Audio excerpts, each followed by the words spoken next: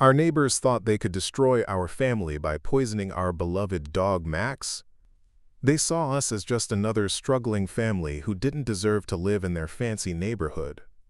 But when my father's private helicopter landed in our backyard the next morning, their smug faces went pale. They had no idea who they just crossed. Before we jump back in, tell us where you're tuning in from, and if this story touches you, make sure you're subscribed. Because tomorrow, I've saved something extra special for you. My name is Emma, and this is the story of how one terrible night turned into the moment that changed everything for my family. Let me take you back to where it all started. In the small town of Millbrook, where appearances can be more deceiving than you'd ever imagine. We lived in what you might call the transition zone of Millbrook. Our modest two-story house sat right on the edge where the regular neighborhood met prestigious hills, the gated community where all the wealthy families lived. Our house was small but filled with love. Mom worked double shifts at the local hospital as a nurse, and Dad was always traveling for work. He'd be gone for weeks at a time on what he called business trips, leaving Mom to handle everything at home.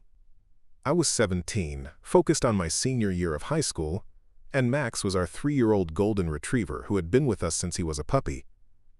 Max wasn't just a pet to us. He was family.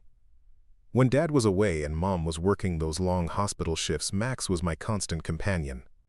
He'd walk me to school every morning, wait by the fence during my classes, and be there wagging his tail when I came out. Our next-door neighbor was Victoria Blackwood, a woman in her 50s who lived in the biggest house on our street. Her property was easily worth $3 million, complete with manicured gardens, a circular driveway, and gates that screamed wealth and exclusivity. Victoria had made it clear from the day we moved in 5 years ago that she didn't think we belonged in the neighborhood. She'd complained to the homeowners association about our lawn being half an inch too long. She'd call the city if our garbage cans were visible from the street for more than an hour after pickup. She'd even complained about Max barking, though he was one of the quietest dogs you'd ever meet. Victoria had this way of looking at her family like we were some kind of stain on her perfect world. Her complaints weren't just annoying, they were calculated. She wanted us gone. And she wasn't subtle about it. Victoria would host elaborate garden parties, where she'd invite everyone on the street except us. She'd have her gardening crew work extra loud when Mom was trying to sleep after her night shifts. She'd park her second car right at the edge of our driveway, making it difficult for Mom to get out when she was rushing to work. But the worst part was how she treated Max. Victoria claimed she was allergic to dogs, which seemed convenient since Max was the only dog in our immediate area. She'd dramatically cover her nose and mouth whenever she saw him, even if he was just in our own yard. She'd spray some kind of repellent along the property line, claiming it was to keep Max from coming near her prize-winning roses. The tension had been building for months, but I never imagined it would escalate to what happened that October night. Mom was working a double shift at the hospital, covering for a colleague who'd called in sick. Dad was on another one of his mysterious business trips, this time somewhere overseas. I was home alone with Max, working on my college applications at the kitchen table. Max had been acting strange all evening. Usually he'd lay by my feet while I studied, but that night he kept pacing around the house, whimpering softly. Around 10 o'clock he started scratching at the back door, which was unusual because he'd already been outside twice that evening. I figured maybe he'd heard something in the yard, so I let him out. Preparing and narrating this story took us a lot of time, so if you are enjoying it, subscribe to our channel. It means a lot to us. Now back to the story. I watched through the kitchen window as Max wandered around our small backyard, sniffing near the fence line that separated our property from Victoria's. He seemed to find something interesting near the back corner, where our yards met. I couldn't see clearly in the darkness, but Max was definitely investigating something that hadn't been there before. After about 10 minutes, Max came back inside, but he still seemed restless. He kept going to his water bowl, drinking more than usual, then coming back to me with this look in his eyes that I'd never seen before.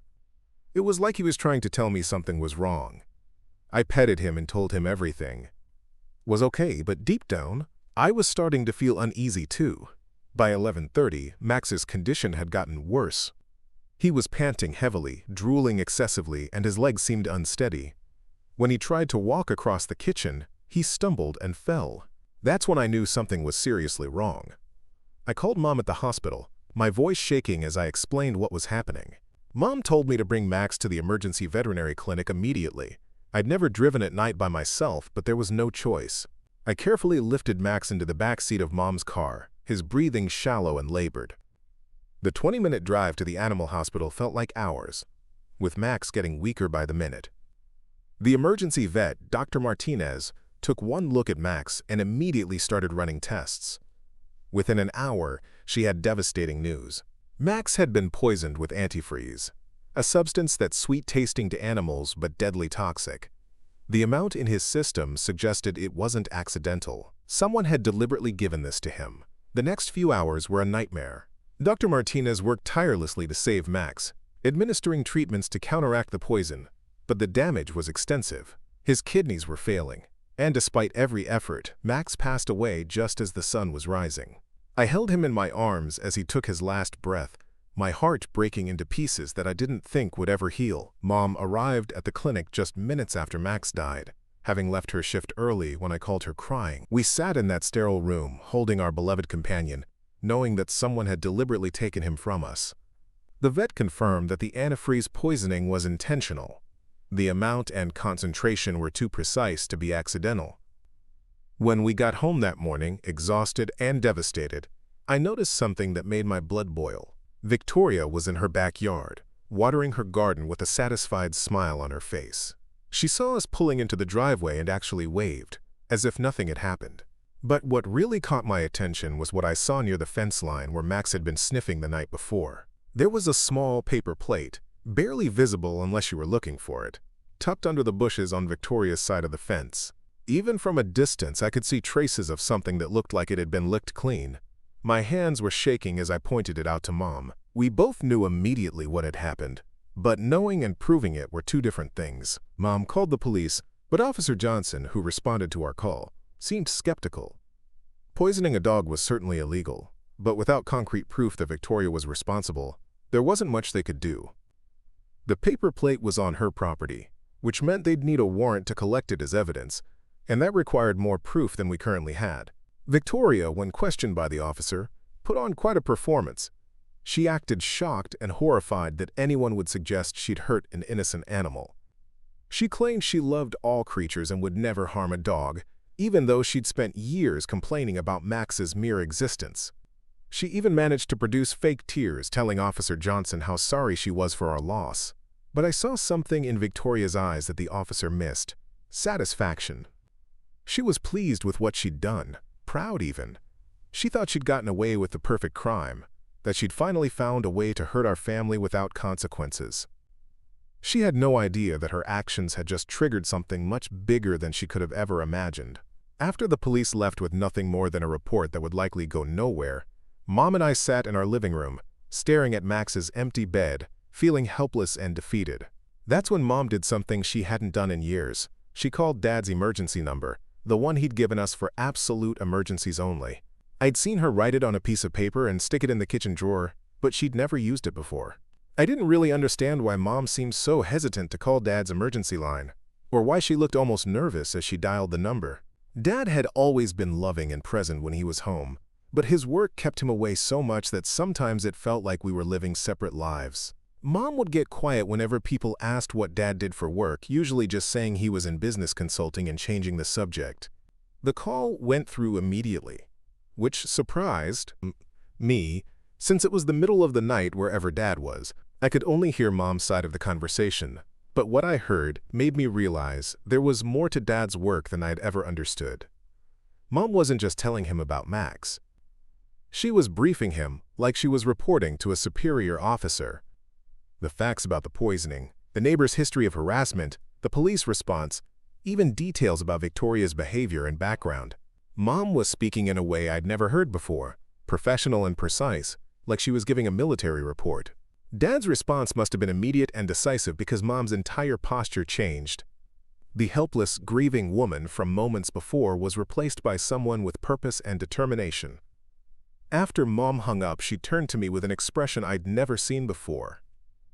"Emma, your father will be home tomorrow morning. Things are about to change around here, and I need you to be prepared for that." When I asked what she meant, Mom just said that Dad had resources we'd never needed to use before, but Max's death had crossed a line that couldn't be uncrossed. That night, I barely slept. I kept thinking about Max, about Victoria's satisfied smile, about the strange phone call Mom had made. I had so many questions, but something told me that answers were coming, whether I was ready for them or not. I stood at my bedroom window, looking out at Victoria's mansion, wondering what she'd think when she realized that killing our dog had been the biggest mistake of her life. As dawn broke over Millbrook, I had no idea that our quiet little family was about to reveal secrets that would shock not just Victoria, but the entire community. Dad's return wasn't just about coming home to comfort his grieving family. It was about showing people like Victoria Blackwood that some lines should never be crossed, and that underestimating people based on appearances can have consequences you never saw coming. The next morning changed everything. I woke up to the sound of helicopter blades cutting through the quiet air of our neighborhood. At first, I thought it might be a medical helicopter heading to the hospital, but the sound was getting closer, not farther away. I rushed to my bedroom window and couldn't believe what I saw. A sleek black helicopter was descending toward our backyard. I ran downstairs to find Mom already outside, standing calmly in our garden as if helicopters landed in our yard every day. The aircraft touched down smoothly on our small patch of grass, and I watched in amazement as a man in an expensive suit stepped out. It took me a moment to recognize him as my father, but this wasn't the casual, laid-back dad I knew. This was someone entirely different.